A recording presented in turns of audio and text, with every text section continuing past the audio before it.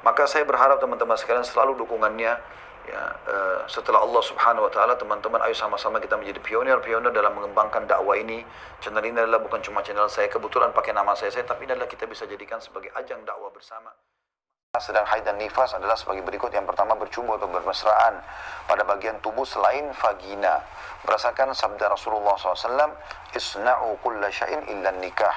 Lakukan segala sesuatu kecuali bersetubuh. Hadis ini riwayat Bukhari dan Muslim, ini dapat Imam Muslim nomor 302. Jadi pernah ada sahabat mengatakan, ya Rasulullah, apa yang seseorang di antara kami boleh lakukan dengan istrinya sementara istrinya haid? Kata Nabi SAW, melakukan segala sesuatu kecuali meletakkan kemaluan di kemaluan. Sudah kita jelaskan tadi itu. Yang kedua, zikrullah, mengingat Allah SWT. Boleh berzikir, karena tidak ada larangan dari Allah SWT tentang hal tersebut. Ya, dia berzikir, dia beristighfar. Yang ketiga, ihram, wukuf di Arafah dan sejumlah amalan haji dan umrah yang lainnya, kecuali tawaf di Baitullah, di mana hal itu tidak boleh dikerjakan kecuali setelah suci dan mandi. Berdasarkan sabda Nabi SAW kepada Aisyah radhiyallahu anha, if'ali ma yaf'alul hajj ghaira an la tatufi bil bait hatta tathuri. Kerjakanlah apa yang harus dikerjakan oleh orang yang sedang menunaikan ibadah haji, hanya saja kamu tidak boleh melakukan tawaf di Baitullah hingga kamu bersuci. Hadis ini riwayat Bukhari nomor 305, Muslim 1211. Jadi Nabi SAW ucapkan kepada seorang sahabiat yang mau ikut haji pada saat itu, Nabi izinkan dia pakai ihram. Kalau saya tidak salah, ini istri Abu Bakar, ya, radhiyallahu anhu majma'in. Jadi kalau saya tidak salah, tapi jelas seorang sahabiat Nabi, ya, ikut haji, kemudian Nabi SAW izinkan, semua boleh dikerjakan kecuali tawaf, ya. Ditunggu sampai bersih dan suci. Yang dibolehkan yang keempat adalah makan dan minum berdua. Berdasarkan penuturan Aisyah radhiyallahu anha, kuntu ashrabu wa ana haidun fa unawilhu an-nabiy sallallahu alaihi wasallam fayadhu fahu ala mawdhi'i fi fayashrab. Suatu ketika aku minum dan saat itu aku sedang haid, lalu Nabi SAW mengambil dan menempelkan bibirnya pada tempat bekas bibirku, lalu beliau minum. Hadis ini diriwayatkan Muslim nomor 300. Juga berdasarkan penuturan Abdullah bin Mas'ud radhiyallahu anhu, seraya berkata, sa'altu an-nabiy sallallahu alaihi wasallam an mu'akalatil haid faqala wa akilha.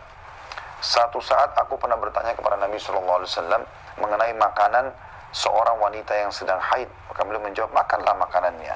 Ya, hadis riwayat Imam Ahmad nomor 21999, Tirmidzi nomor 133, dan beliau menghasankan. Ya, ini kenapa disebutkan teman-teman sekalian? Karena ternyata orang-orang Yahudi itu punya tradisi di Madinah. Mereka di zaman Nabi SAW, ya, Allahu alam sampai sekarang berlaku atau tidak, tapi mereka kalau istrinya lagi haid itu dipulangkan di rumah orang tuanya sampai selesai haid baru boleh kumpul lagi kembali. Islam datang menengahi itu.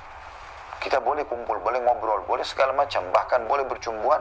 Yang tidak boleh hanya biologis secara langsung saja, itu yang dilarang. Ya, dan ada beberapa hal yang dilarang tadi secara individu. Dia tidak boleh menyentuh fisik Al-Quran, ya, tidak boleh sholat, tidak boleh puasa. Itu larangan-larangan juga disampaikan dalam agama. Tapi tidak harus berpisah, boleh makan bersama-sama. Bahkan Nabi SAW menunjukkan kebolehannya dengan sangat romantis, ya. Pada saat Aisyah radhiyallahu anha lagi haid dan selesai minum, Nabi SAW sengaja ambil gelasnya dan meminum bekas bibir Aisyah radhiyallahu anha. Itu bahasan kita teman-teman sekalian. Kita akan masuk insyaallah ke pertanyaan yang sudah masuk, ya.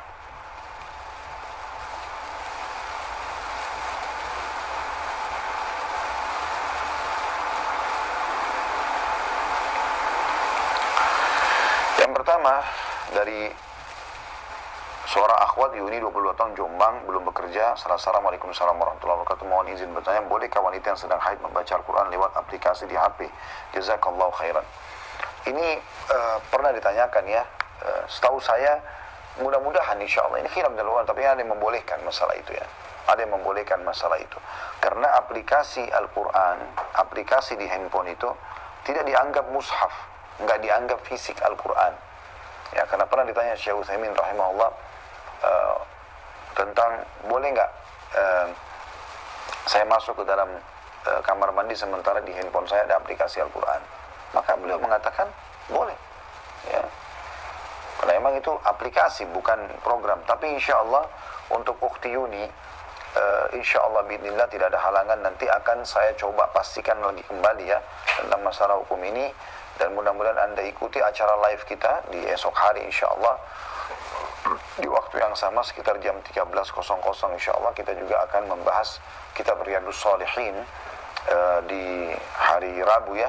Insya Allah nanti akan saya coba paparkan rincian lebih jauh tentang masalah ini. Yang kedua pertanyaan setelah Assalamualaikum warahmatullahi wabarakatuh. Izin bertanya, sekitar 1 bulan terakhir Ana mengalami flek bukan di waktu haid. Bagaimana jika Ana berada di tempat bekerja dan masuk waktu sholat? Apakah Ana harus mandi dulu baru sholat?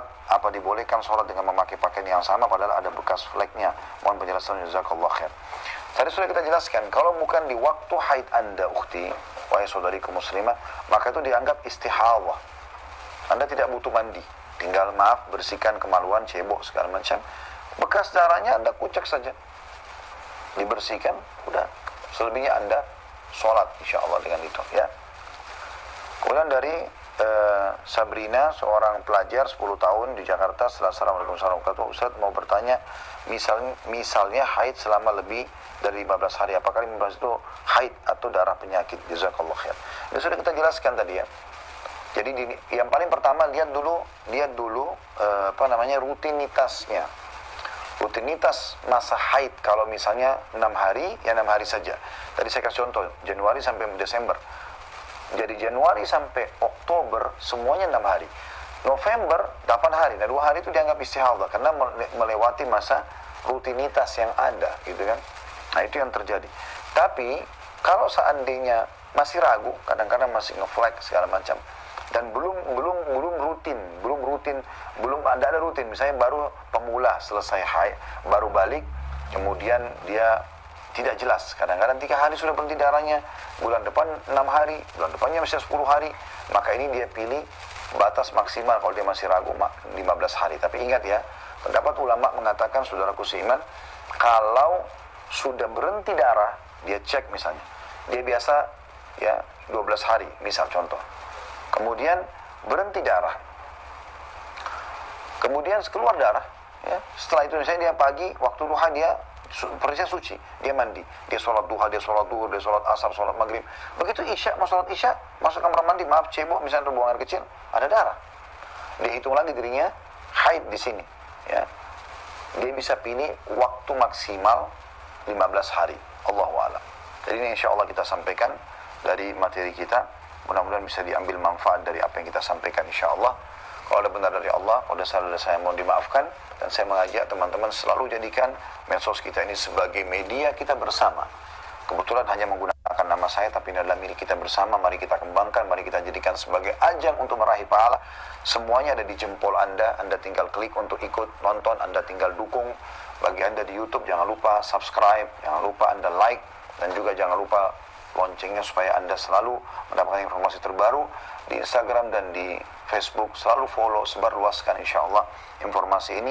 Dan Anda bisa konsultasi kalau Anda mau bertanya berhubungan dengan medsos kami, tentu di nomor yang sudah Anda tahu sama-sama, 081 3 kali 330 5353. Selanjutnya insya Allah akan saya tutup dengan kafaratul majlis.